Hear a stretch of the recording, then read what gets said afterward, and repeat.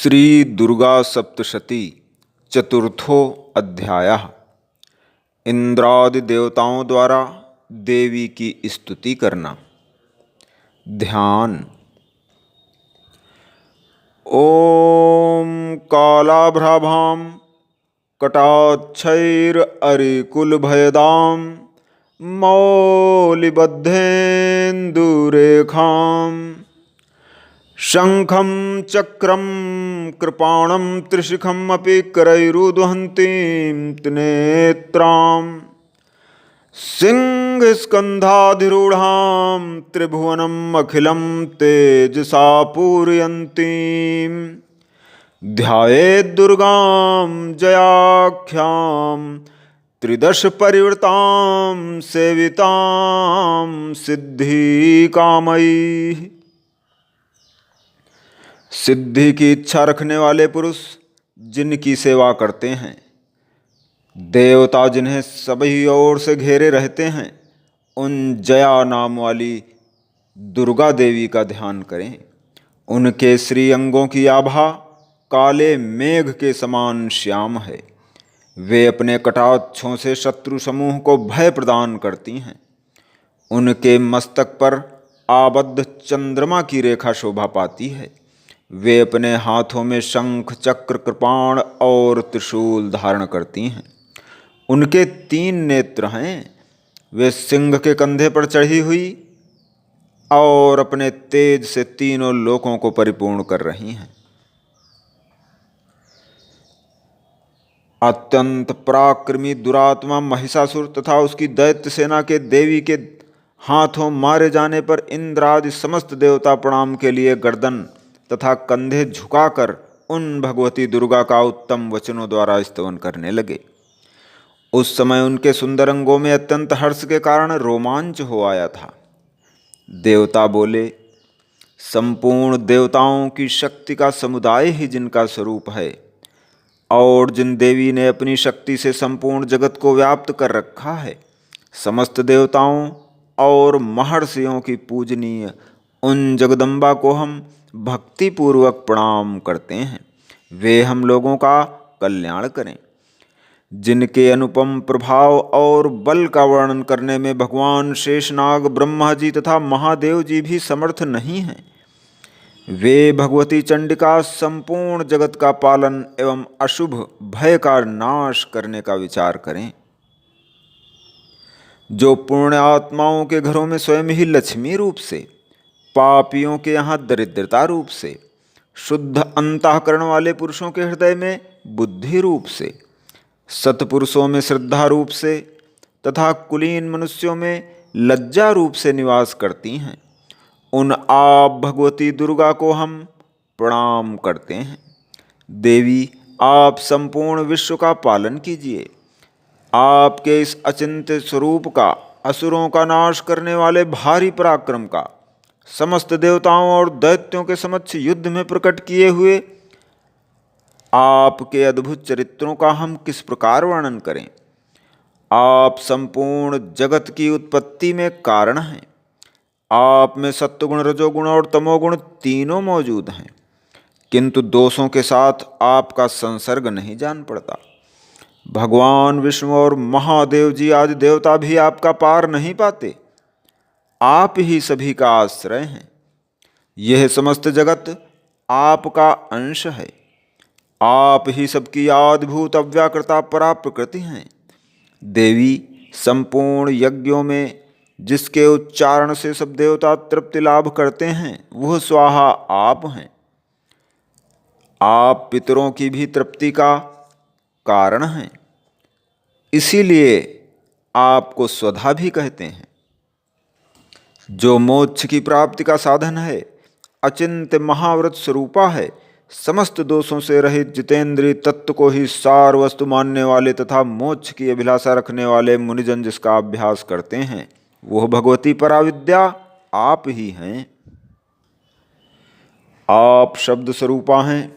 अत्यंत निर्मल ऋग्वेद, यजुर्वेद, उद्गीत के मनोहर पदों के पाठ से युक्त सामवेद का आधार आप हैं। आप देवी त्रयी भगवती हैं। इस विश्व की उत्पत्ति एवं पालन के लिए आप ही आजीविका के रूप में प्रकट हुई हैं। आप संपूर्ण जगत की घोर पीड़ा का नाश करने वाली हैं। देवी, जिससे समस्त शास्त्रों के सार का ज्ञान होता है, वह मेधा शक्ति आप हैं। दुर्गम भवसागर से पार उतारने वाली नौका रूप दुर्गा देवी भी आप हैं। आपकी कहीं भी आसक्ति नहीं है।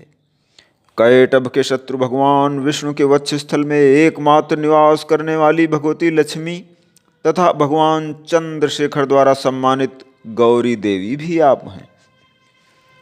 आपका मुख मंद मुस्कान से सुशोभित निर्मल पूर्ण चंद्रमा के बिंब का अनुकरण करने वाला और उत्तम स्वर्ण की मनोहर कांति से कमनीय है।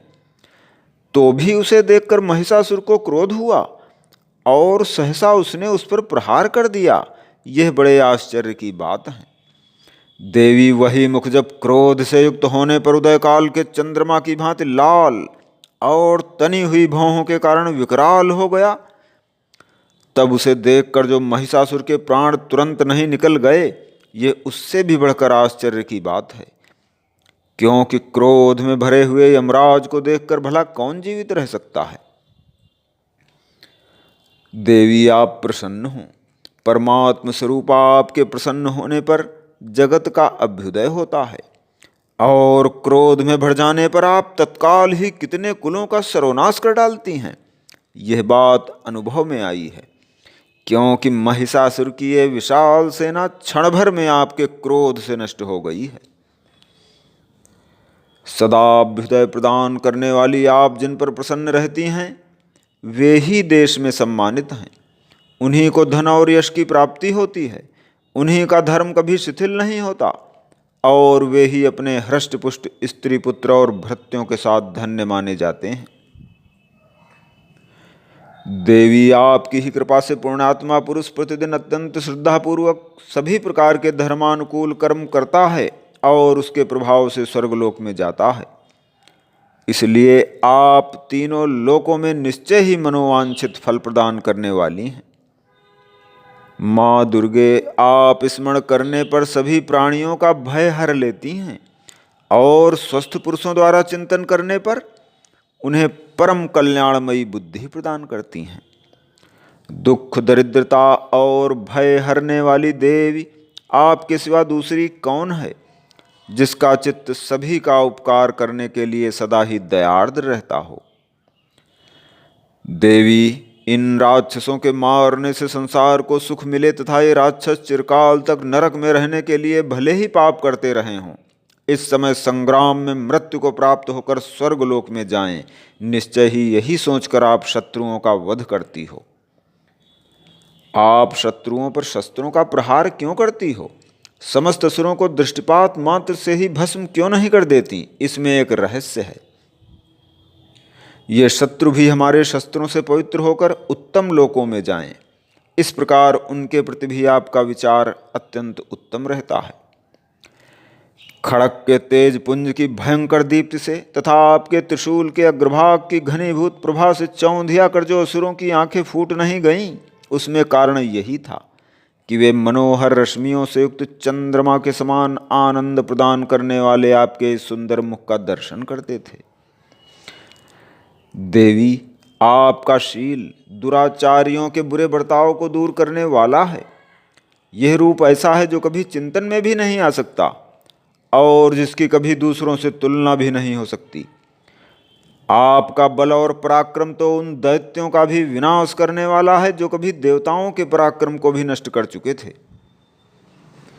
इस प्रकार आपने शत्रुओं पर भी अपनी दया ही प्रकट की है। वरदायिनी देवी, आपके इस पराक्रम की किसके साथ तुलना हो सकती है? और शत्रुओं को भय देने वाला एवं अत्यंत मनोहर ऐसा रूप भी और कहाँ है? हृदय में कृपा और युद्ध में निष्ठुरता, ये दोनों बातें तीनों लोकों के भीतर केवल आप में ही देखी गई हैं। माता, आपने शत्रुओं का नाश करके इस समस्त त्रिलोकी की रक्षा की है। उन शत्रुओं को भी युद्ध भूमि में मारकर स्वर्गलोक में पहुंचाया है तथा उन्मत्त दैत्यों से प्राप्त होने वाले हम लोगों के भय को भी दूर कर दिया है। आपको हमारा नमस्कार है। देवी, आप शूल से हमारी रक्षा करें।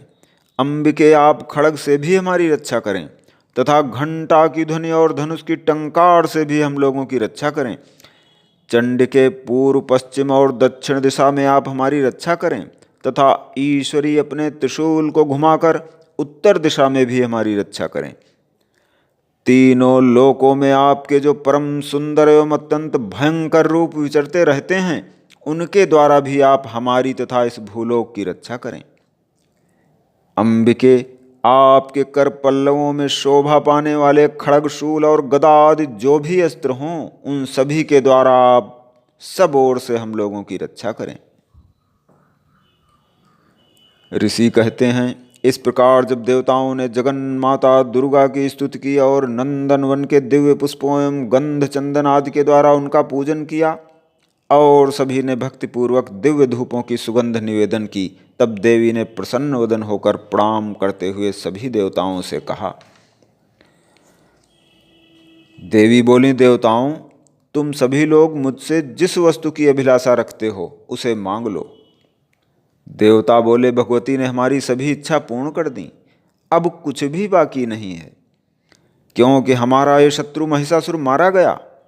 महेश्वरी, इतने पर भी यदि आप हमें और वर देना चाहती हैं तो हम जब जब आपका स्मरण करें तब तब आप दर्शन देकर हम लोगों के महान संकट दूर कर दिया करें। हे प्रसन्न मुखी अंबिके, जो मनुष्य इन स्तोत्रों द्वारा आपकी स्तुति करे उसे धन, समृद्धि और वैभव देने के साथ ही उसकी धन आदि संपत्ति को भी बढ़ाने के लिए आप सदा हम पर प्रसन्न रहें। ऋषि कहते हैं, राजन, देवताओं ने जब अपने तथा जगत के कल्याण के लिए भगवती भद्रकाली को इस प्रकार प्रसन्न किया, तब वे तथास्तु कहकर वहीं अंतर्धान हो गईं। इस प्रकार पूर्व काल में तीनों लोकों का हित चाहने वाली देवी जिस प्रकार देवताओं के शरीरों से प्रकट हुई थीं, वो सब कथा मैंने कह सुनाई। अब पुनः देवताओं का उपकार करने वाली वे देवी दुष्ट दैत्यों तथा शुंभ निशुंभ का वध करने एवं सभी लोकों की रक्षा करने के लिए गौरी देवी के शरीर से जिस प्रकार प्रकट हुई थीं, वह सब प्रसंग मेरे मुँह से सुनो, मैं उसका तुमसे यथावत वर्णन करता हूँ। इस प्रकार श्री मार्कंडेय पुराण में श्रावणिक मनवंतर कथा अंतर्गत देवी महात्म्य शक्रादि स्तुति नामक चौथा अध्याय पूर्ण हुआ।